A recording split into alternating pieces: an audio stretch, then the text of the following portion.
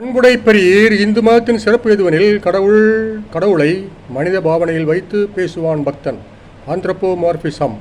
அந்த முறையிலே பார்த்தால் பக்தன் கடவுளிடம் கிண்டல் பண்ணவும் செய்வான், கோபிக்கவும் செய்வான்.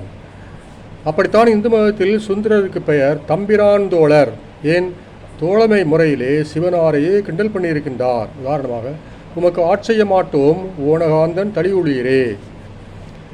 இதே போலத்தான் ராமபிரானை கிண்டல் பண்ணினார் காளமேக புலவர். எப்படி? ராம நவமி அன்று, அதாவது ஏப்ரல் 6ஆம் தேதி அன்று கோவில் அர்ச்சகர் ராமரது கருட வாகனத்தை மாற்றி அனுமன் வாகனத்தின் மீது ஏற்றி வைக்க வேண்டும் ராமரை.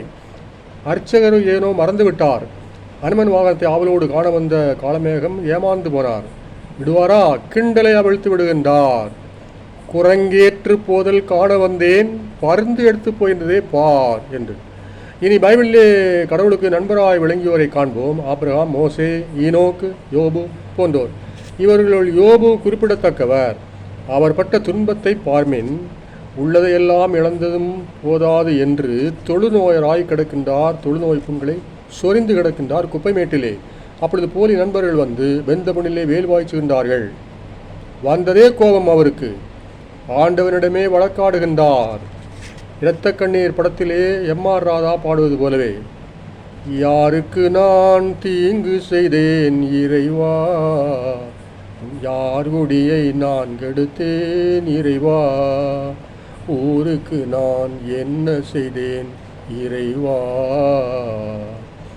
எம்.ஆர். ராதாவது அழுதழுது பாடினார். யோபுவோ புலிப்பாய்ச்சல் பாய்கின்றார், அதுவும் ஆண்டவனுக்கு எதிராகவே. என்னை உளுத்து போக வைத்து விட்டீரே என்று கேட்கின்றார். யோபு 16:7.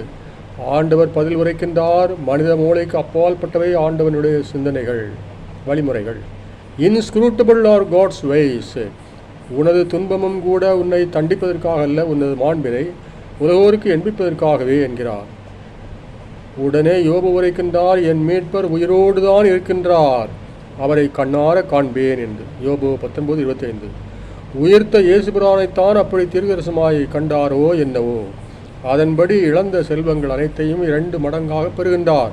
யோபு 42:10.